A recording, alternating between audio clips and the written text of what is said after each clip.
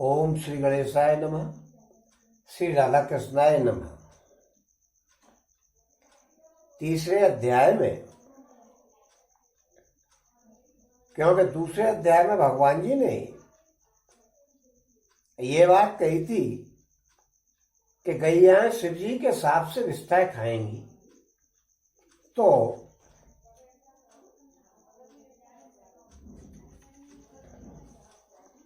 ओम ऋषि बोले कि गैया ने ऐसा क्या अपराध किया था जिससे कि शिव जी ने उनको साप दे दिया, और किस कारण उनको विष्ठा खाने का साप मिल गया।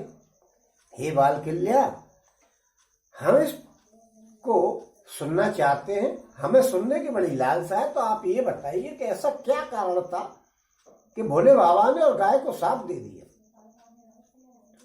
ओम तब बालकिल्या बोले कि एक समय की बात है कि ब्रह्मा जी हंस पर सवार होकर के अपनी बनाई हुई 4 प्रकार की सृष्टि का कौतुक देखने की इच्छा से आए। एक बार भगवान ब्रह्मा जी ने देखा कि मैंने दुनिया बनाई है, तो देख करके आऊं क्या हो रहा है।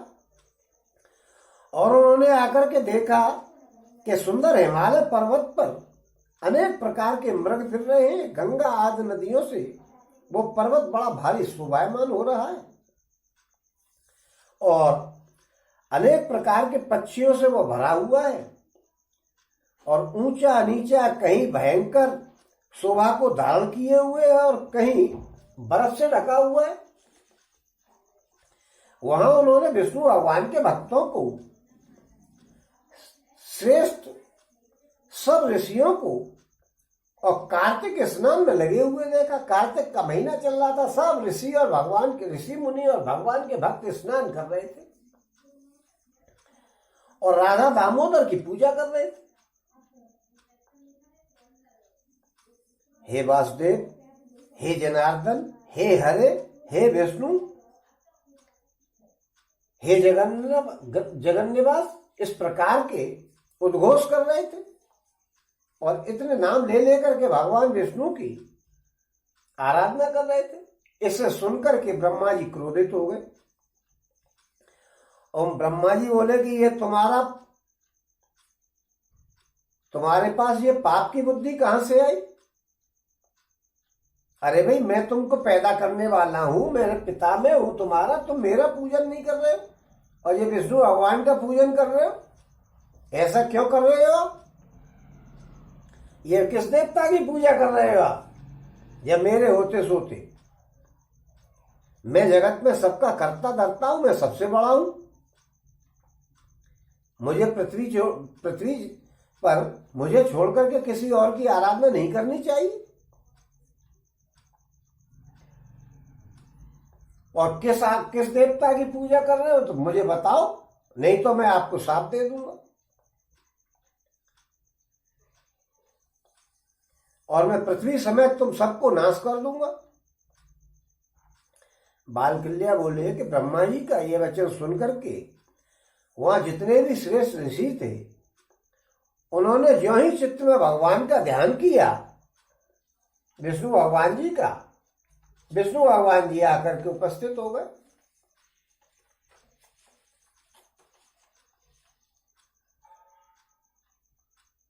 और विष्णु भगवान बोले कि हे ब्रह्मा जी, तुम तो निमित्त मात्र हो, इस संसार के पालक तो नारायण है। सो यहां कार्तिक में ऋषिजन उन्हीं का पूजन कर रहे हैं। ब्रह्मा जी बोले कि मैं पिता में हूं, संसार में सबसे बड़ा हूं और संसार का कर्ता धर्ता मैं ही हूं, और मैं जगत में बड़ा हूं, मैं ही पूजने के योग्य हूं। और सब लोक और वेद यही कहते। बालकिल्या बोले कि जब दोनों इस प्रकार झगड़ा करने लग गए तो दोनों में से कोई हारा ही नहीं। वो कहे कि मैं बड़ा हूं, वो कहे कि मैं बड़ा हूं। तब विष्णु भगवान ये बोले कि अच्छा ऐसा है भाई, हमारी जो लड़ाई चल रही है उसका फैसला हम भोले बाबा से करा लेते। ब्रह्मा जी बोले कि चलो तो करवा लो। क्योंकि एक दूसरे की सामर्थ्य का पता लग जाएगा, भोले बाबा बता देंगे कि कौन बड़ा है। ऐसा विचार करके और वो दोनों जो है काशी को चल दी। काशी में जाकर के उन्होंने भोले बाबा से अपनी बात कही कि भाई ब्रह्मा जी कह रहे हैं कि मैं बड़ा हूं और मैं कह रहा हूं कि मैं बड़ा हूं। तो फिर ब्रह्मा जी और विष्णु भगवान दोनों ने भोले बाबा से कही कि आप बताइए कौन बड़ा है। उन्होंने कहा, भोले बाबा ने कि ठीक है भाई, मैं ऐसा है कि मैं आपका बड़ा और छोटे होने का निश्चय कर दूंगा।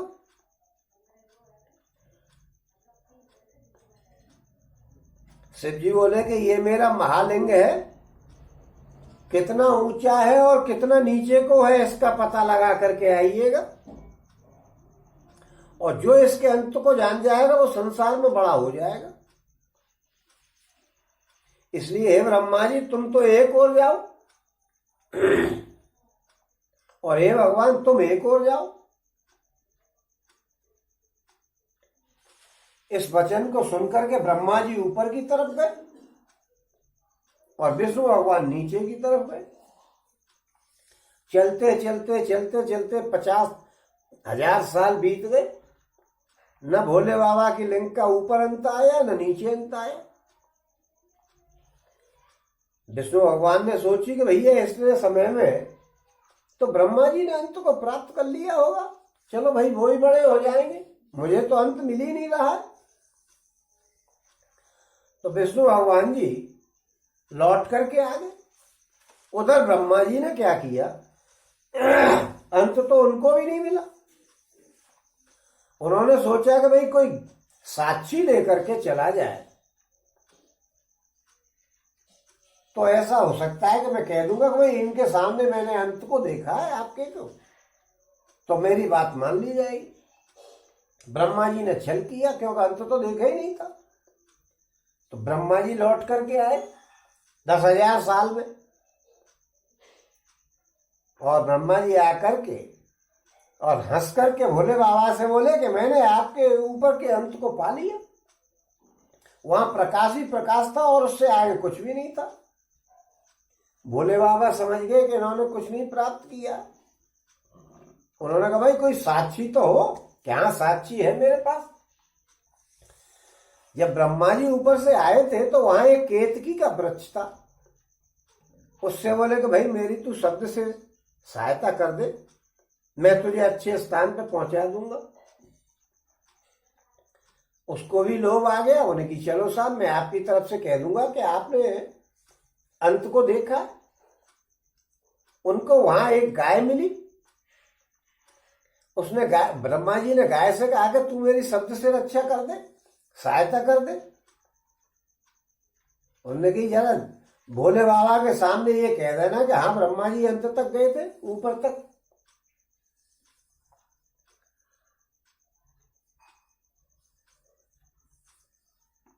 बस इतना कह देना कि लिंग के ऊपर तक गए थे। इस बात को सुनकर के, ब्रह्मा जी के वचन को सुनकर के केतकी का वृक्ष उनके साथ हो लिया कि चलो साहब मैं चल रहा हूं, गवाही दे दूंगा। और फिर ब्रह्मा जी ने शिव जी के आगे जाकर के कहा कि अरे गैया को ले आए। गैया ने कि चलो मैं भी आपकी सहायता कर दूंगी।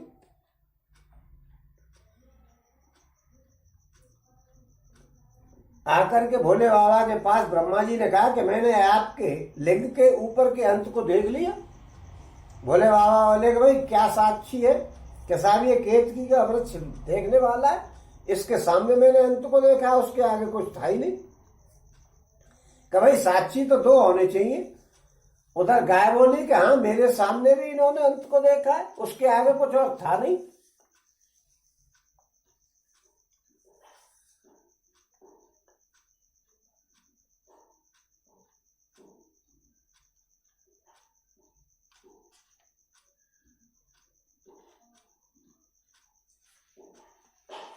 अब उन्होंने सौगंध दिला करके और पूछ लिया।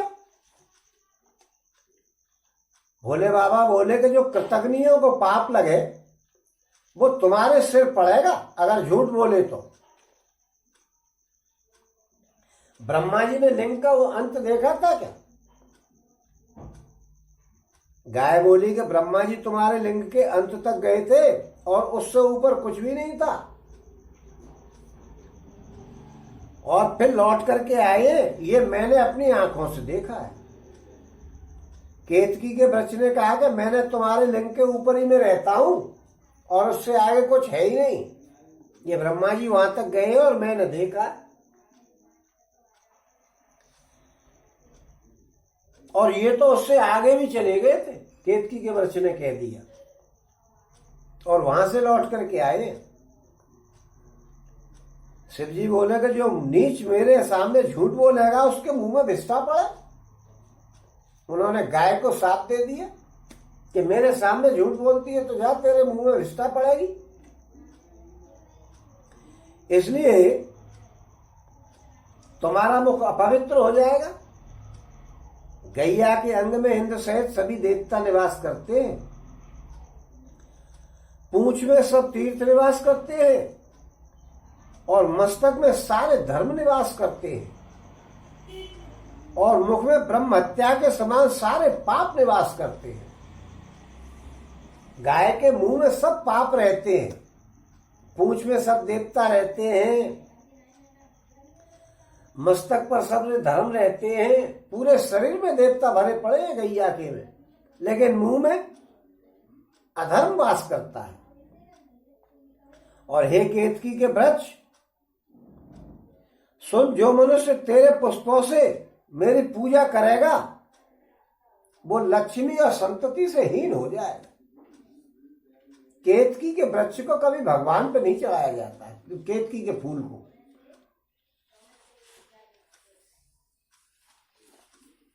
ये साप दे दिया उन्होंने।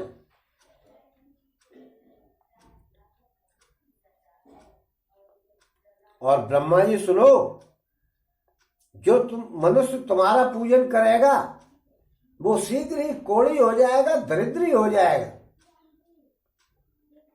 और उसकी संतति मर जाएगी। ऐसा साथ दे दिया भोले बाबा ने ब्रह्मा जी को। और विष्णु भगवान से कहा कि हे महाभाग सुनिए, इस कार्तिक में आप जीत गए क्योंकि आपने सत्य का सहारा लिया। विष्णु भगवान ने आकर के कह दिया भाई मुझे तो मिला नहीं है, ब्रह्मा जी को मिल गया हो तो उनको बड़ा कर दो, भाई मैं हार जाऊंगा कोई बात नहीं, लेकिन झूठ नहीं बोला। इसलिए आप जीत गए क्योंकि आपने सत्य का सहारा लिया है। इसलिए आप कार्तिक के महीने में जो भी तुम्हारी प्रियतार्थ से स्नान करेगा या जो कुछ भी मनुष्य धार्मिक कार्य आपकी प्रियतार्थ करेंगे उसका अच्छे फल होगा, अच्छे जिसका कभी नाश नहीं होता है ऐसा फल होगा। और कार्तिक मास में जो कोई ब्रह्मा के अंश से उत्पन्न पलाश पर भोजन करेगा और वो विष्णु भगवान के लोक को चला जाएगा। ये गैया के साप का कारण बतलाया है। और अब क्या कहें ये बताइए। और यहां पे आकर के तीसरा अध्याय समाप्त। बोलो श्री कृष्ण भगवान की जय, बोलो श्री कृष्ण भगवान की जय, बोलो श्री कृष्ण भगवान की जय। कार्तिक स्नान के ऊपर बात चल रही है। तो कार्तिक स्नान की एक पौराणिक कथा है जो बड़ी बूढ़ियां कहा करती थी कि एक मकान में एक गिलहरी रहती थी और एक घुन था। गिलहरी ने घुन से कहा कि चलो भाई कार्तिक का महीना आ गया, स्नान करे आए। घुन बोला कि तेरी क्या है, तू ही करे आए स्नान, मैं तो जब तक एक आध फुट लकड़ी को काट करके एक सी कर दूंगा, मेरे पास टाइम नहीं है कार्तिक स्नान करने का। तुझे स्नान करना है तो तू चली जा। इस प्रकार उसने बहुत कहा कि चलो कार्तिक के महीने में स्नान करने से बड़ा पुण्य मिलता है। उसने कह दिया मेरे पास टाइम नहीं है, मैं तो घुन में लगा हुआ हूं, घुनने में लकड़ी को खराब करने में लगा वो लकड़ी खराब करने में लगा रहा। वो गिलहरी जो है वो स्नान करने चली गई और स्नान कर आई। पूरे महीने भर उसने रोज उससे कहा कि चले स्नान करने, वो नहीं गया और उसने गिलहरी स्नान कर आई। और समय आने पर दोनों की मृत्यु हो गई। तो जो गिलहरी थी वो एक राजा के यहाँ लड़की बनी, उसकी राजकुमारी बनी। और वो घुन था वो मरने के बाद बैल बना। और राजकुमारी के राज्य में ही राजा के यहाँ पर उसकी सवारी होकर के बैलगाड़ी में वो चलता था। पहले बैलगाड़ियां चलती थी।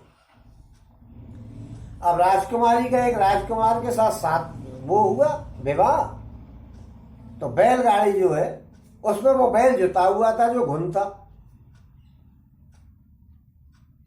अब राजकुमारी उस पर बैठ गई शादी के बाद, तो वो चले नहीं, क्यों? वो पहचान गया कि ये वही है जो मेरे साथ थी। राजा बड़ा परेशान कि भाई ये गाड़ी क्यों नहीं चल रही। लड़की ने देखा कि ये क्यों नहीं चला रहा है खींच के, तो वो उतर के आई। अब नई बहू उतर के आई गाड़ी से और उससे बोली कि अब क्या बात है, अब क्यों नहीं आगे चल रहा है, कि तू मेरी साथी है और मैं बैल और तू राजकुमारी, कि तू कार्तिक स्नान तुमने क्यों नहीं किया था। कार्तिक स्नान किया होता तो मेरे साथ राजकुमार होता कि नहीं होता तू भी। इस प्रकार वो राजा से उसने कह दिया कि ठीक है अब ये चलेगा, अब चल, क्यों नहीं लेके चल रहा है मेरे को। बैल लेकर के और राजकुमार को और रानी को, दोनों को ले गया और वो राजकुमार के परमानेंट गाड़ी में लगा हुआ था। अब जब भी राजकुमारी कहीं राजा के साथ घूमने जाए तो वो चलने में परेशानी करे, चले नहीं। तो रोज राजकुमारी उतरे में उसमें से, गाड़ी में से, और उससे कहे कि क्यों नहीं चलता है तू, और फिर वो चलने लग जाए। वो कहेगा भाई मुझे कुछ खिला पिला दे, बोल क्या खाएगा, तो वो उसको कुछ खिला पिला देती थी और वो चलने लग जाता था। ये बात उसके घर वालों ने देखी कि भाई ये राजकुमारी जब तक कहती नहीं, उससे कुछ बात नहीं करती है, जब तक ये चलता नहीं। ये राजकुमारी का चक्कर क्या है कि ये जानवर से बात कर रही है। उसकी कुछ महिलाओं ने और उसके पति से कहा कि तुम्हारी ये राजकुमारी जो है जानवर से बात करती है। उसने कही क्या बात है, मैं देखूंगा प्रत्यक्ष, कि देख लो। तो जब वो राजकुमारी बैठी और वो आकर के नहीं चले, तो राजकुमारी फिर उसके पास गई कहने के लिए कि भाई चलो मुझे लेकर चल। राजकुमार बोला कि ये तुम इससे क्या बात कर रही हो। उसने कहा इन बातों से आपको कोई मतलब नहीं है, मैं इससे कोई बात नहीं कर रही हूँ। अरे क्यों नहीं, मुझे बताइए, नहीं तो मैं समझ लीजिएगा मैं क्रोधित हो जाऊंगा आप पर। उसने कहा कि देखो ये घुन था और मैं गिलहरी थी पिछले जन्म में। मैंने इससे बहुत कहा था कि चल स्नान कर आए, कार्तिक स्नान कर आए, कार्तिक स्नान कर आए। ये कार्तिक स्नान करने नहीं गया और मरने के बाद ये बैल बन गया और मैं राजकुमारी बन गई। राजकुमार बोला कि कार्तिक स्नान करने का इतना बड़ा फल है कि देखिए उस कार्तिक में स्नान करने की वजह से ही तो मैं राजकुमारी बनी हूं और आपके घर में रह रही हूं रानी बन करके। राजकुमार बोला कि भाई कार्तिक मास में स्नान करने का इतना बड़ा फल है तो हम भी स्नान किया करेंगे जोड़े से। और फिर दोनों रानी और राजा दोनों कार्तिक मास से स्नान करने लग गए और उनके घर में और धन धान्य बढ़ गया। और जैसा उस गिलहरी को दिया और राजकुमारी को दिया, वैसा कार्तिक मास सबको दे, सब पर ऐसी कृपा करे, और जैसी घुन पर कृपा करी ऐसी किसी पर नहीं करे। कहानी अधूरी हो तो उसको पूरी करें और पूरी हो तो उसका मान करें। जो कहानी को सुनने वाले हैं उनको भी फल दें, जो देखने वाले हैं उनको भी फल दें, सभी को राजकुमारी जैसा फल दे। बोलो श्री कृष्ण भगवान की जय, बोलो श्री कृष्ण भगवान की जय, बोलो श्री कृष्ण भगवान की जय।